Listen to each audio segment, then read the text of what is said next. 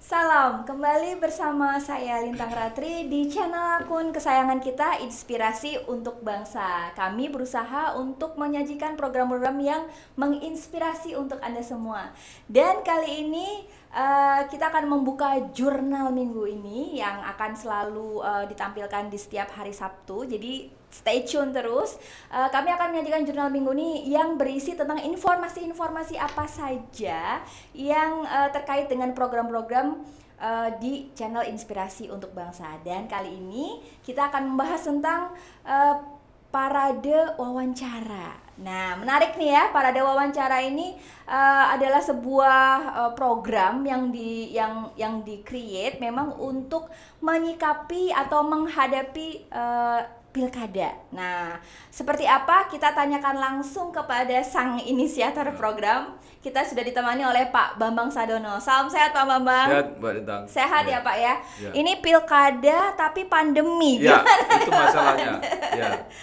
Ya, jadi kami berusaha ya, basis pemikirannya adalah ini pandemi. Ya.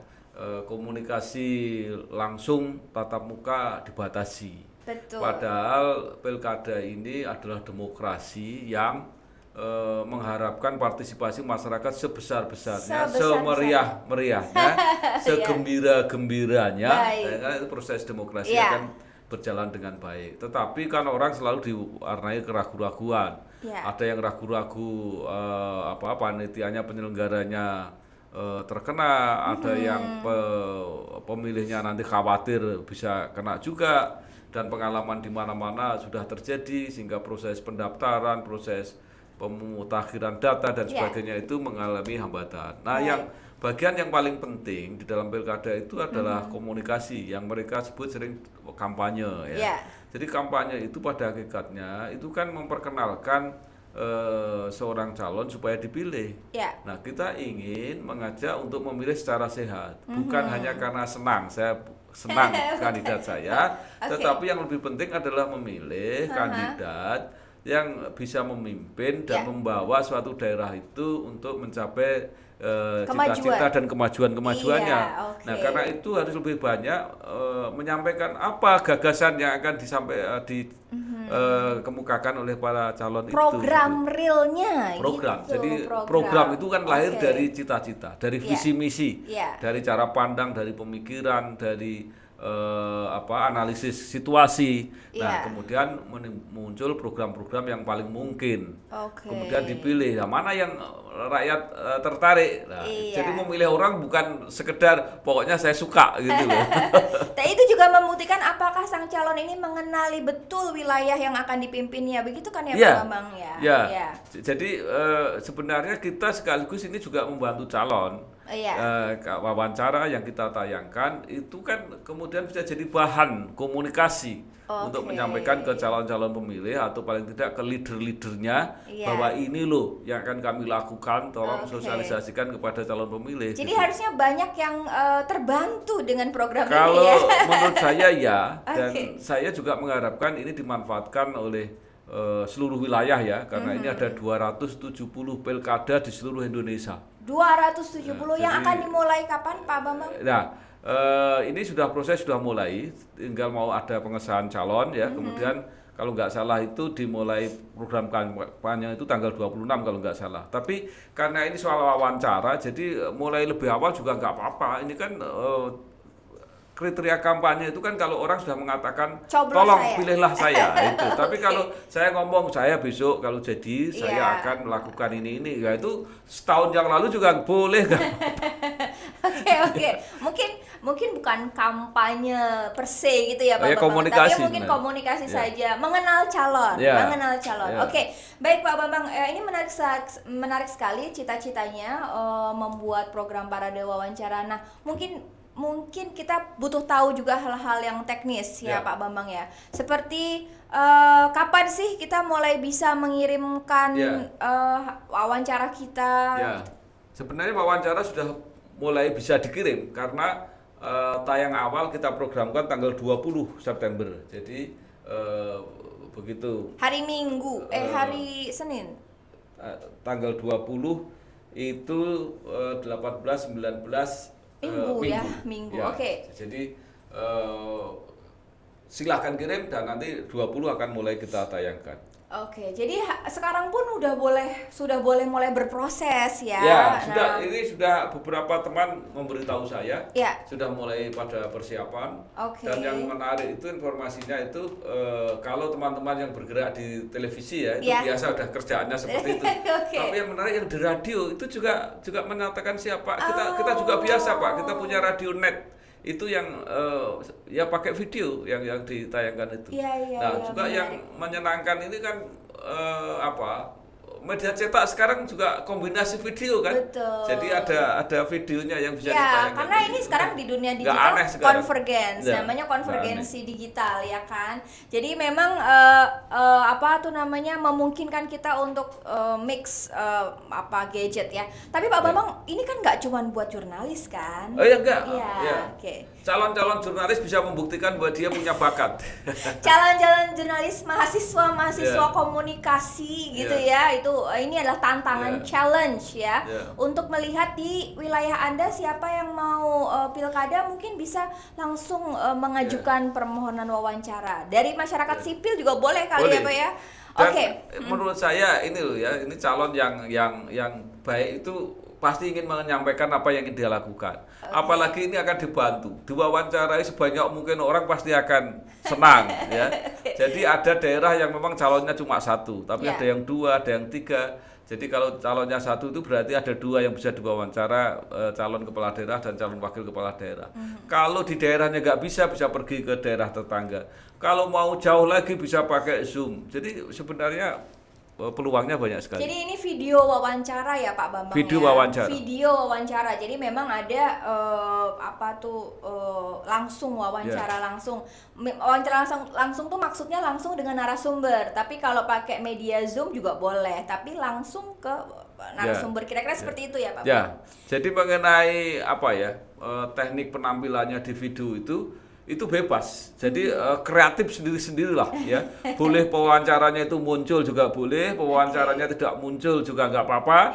Tapi yang penting menampilkan itu statement dari live dari narasumbernya itu live. Ya. Jadi itu videonya berapa durasinya Pak Bambang? Di sini dikatakan bahwa durasinya itu minimal 15 menit, maksimal 60 menit. Oke. Jadi maksimal 1 jam. 15 menit sampai dengan 60 menit. 15 menit boleh, 60 menit boleh, diantaranya juga boleh. Gitu ya Pak Bambang ya. Iya, betul. Syaratnya belum pernah diunggah di YouTube. Okay. Nanti tidak repot kita kalau ada urusan kayak gitu. Jadi kalau para wawancara ini tidak perlu diunggah di media sosialnya dulu, tapi langsung saja Google Drive link Google Drive-nya bisa dikirim ke email. Emailnya nanti akan ada di sini ya. Nanti akan diberitahu.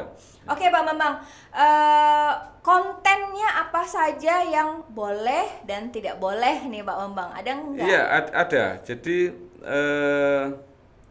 ada beberapa batasan. Ya.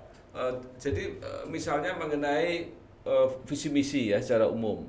Misalnya visi misi. Kemudian upaya untuk meningkatkan pendapatan asli daerah gitu. Itu kan harus dipikirkan. Kemudian pilihan-pilihan untuk meningkatkan pertumbuhan ekonomi bisa di daerah itu. Juga yang tidak kalah penting adalah bagaimana kiat untuk menekan pandemi corona dan tetap memfasilitasi kegiatan ekonomi. Itu juga pertanyaan-pertanyaan yang standar ya. Nanti kalau ada yang membutuhkan penumpukan SDM juga ya Pak ya, meningkatkan. Ya, itu termasuk. Ya, oke. Ya, jadi itu yang kira-kira dimunculkan sebagai konten. Tapi ada nggak batasan-batasannya Pak Bambang? Saya jangan ini ya, nggak boleh begini ya, boleh begitu ya. Gitu. Saya kira secara umum norma-norma itu sudah banyak diketahui dan sudah banyak orang yang biasa mengunggah apalagi yang wartawan-wartawan yang sudah profesional gitu ya.